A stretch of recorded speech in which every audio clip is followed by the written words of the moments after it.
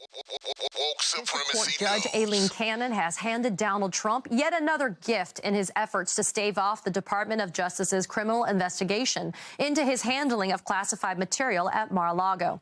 On Thursday, Cannon denied the United States government's request for a partial stay in her ruling to appoint a special master and to limit the Department of Justice's investigation.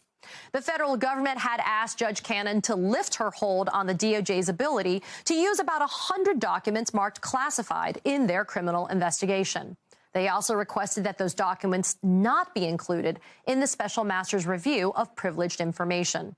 Judge Cannon flat out denied that request and appointed retired Judge Raymond Dearie as the special master, giving him until the end of November to review the documents, more than a month longer than what the Justice Department asked for. These are documents held by a former president and now private citizen that the Justice Department says legally belong to the United States government.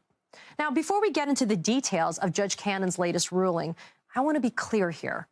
Her decisions in this case have been outright panned by lawyers across the political spectrum. Democratic lawyers, moderate lawyers, even Republican lawyers all agree that the reasoning in Judge Cannon's decision does not survive legal scrutiny. Take a look at how Judge Cannon actually helps carry Donald Trump's story about how he declassified documents. In her decision, she writes, quote, "The government's position thus presupposes the content, designation, and associated interests in materials under its control. Yet, as the parties' competing filings reveal, there are disputes as to the proper designation of the seized materials." So Judge Cannon is saying that there's a dispute between the government and the Trump lawyers over whether these documents are actually designated as classified. What we do know is that the FBI says it collected documents with classified and top secret classification markings from Mar-a-Lago. I mean, they even produced a picture of some of the documents that were collected from Donald Trump's personal office, and these pictures show those markings. Trump and his lawyers have told anyone who will listen on cable news that he declassified them. But Trump's lawyers have never provided evidence or even formally made that argument in court. So what's happening here? Judge Cannon just carrying the water for Trump on this issue. It's important for the Justice Department to continue to fight back against these rulings, because letting them go unchecked is not only dangerous for the DOJ's investigation and for our country's national security, but it also sets an unconscionable precedent in allowing special treatment to former presidents like Donald Trump. Joining me now to break it all down is former federal prosecutor, Georgetown law professor, and MSNBC legal analyst Paul Butler. Paul, my friend, always good to have you here. There have been a flood of responses to this new decision by Judge Cannon. Let's be honest, most of them are not very flattering. What is your response to Judge Cannon's denial of that motion for partial stay relief?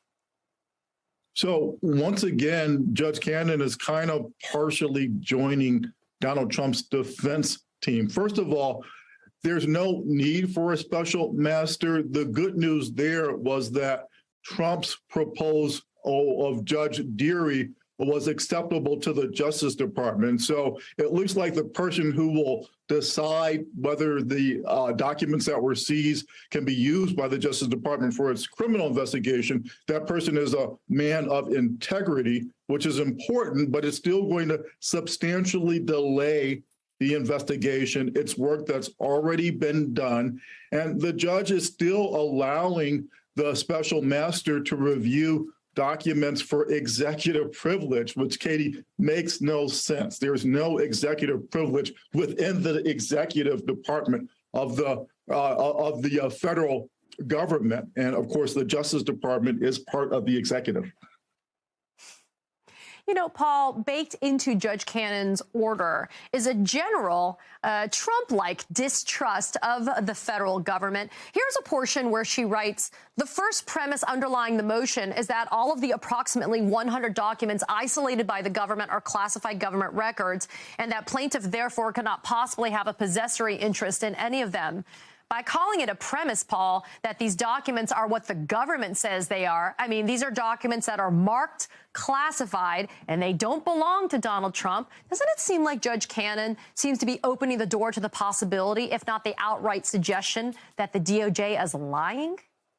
It sure sounds that way. Again, Trump in his pleadings, he hasn't formally made any claims about the classification of documents or saying that he's unclassified them. So once again, the judge seems to be going out of her way to favor Donald Trump and what he wants to get out of this litigation. You know, Paul, to your point in that order about kind of going out of her way, there's actually a line in it where she says that she's given, quote, consideration to how the plaintiff, Donald Trump, is inherently impacted, or her consideration is inherently impacted by the position formerly held by the plaintiff, Donald Trump. I mean, Paul, you and I, we went to law school. You're teaching young legal minds as a Georgetown law professor. It's supposed to be no one is above the law. Lady Justice is supposed to be blind. The fact that Judge Cannon is writing this, do you think it gives grounds in any way for the DOJ to seek a recusal, for example, of this particular judge?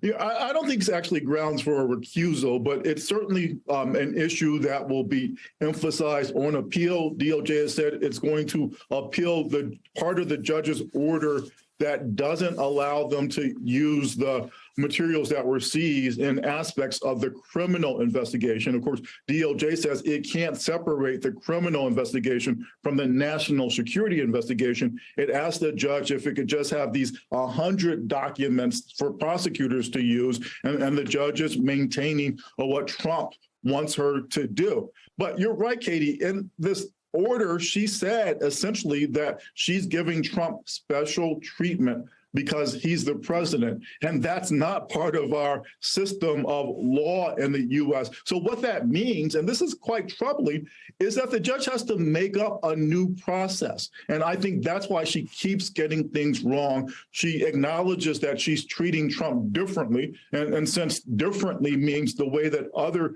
criminal defendants or people who are subjects of investigations get treated, the judge got to make up a new way to treat former presidents. Paul, I'm glad you mentioned the DOJ's next steps. We all know that the DOJ filed a notice of appeal saying, that if the court didn't agree with the stay relief to carve out those 100 documents, it would proceed with an appeal. You and I both know the 11th Circuit Court of Appeals. There's approximately 5 or 6 Trump administration appointed justices there. I do not want to prejudge it, but what do you think is going to be the likelihood of success for the DOJ going up on that appeal? You know, Katie, what you were saying earlier about me teaching very bright and impressionable students is so true. And again, what I hope those students understand is that the rule of law exists to protect everybody. And with this judge, it doesn't seem like the rule of law is doing a lot of work in her court. So again, I think the Justice Department is going to have a lot of work to do to figure out of the various investigations and the various crimes that Trump has exposure for, which one makes the best case.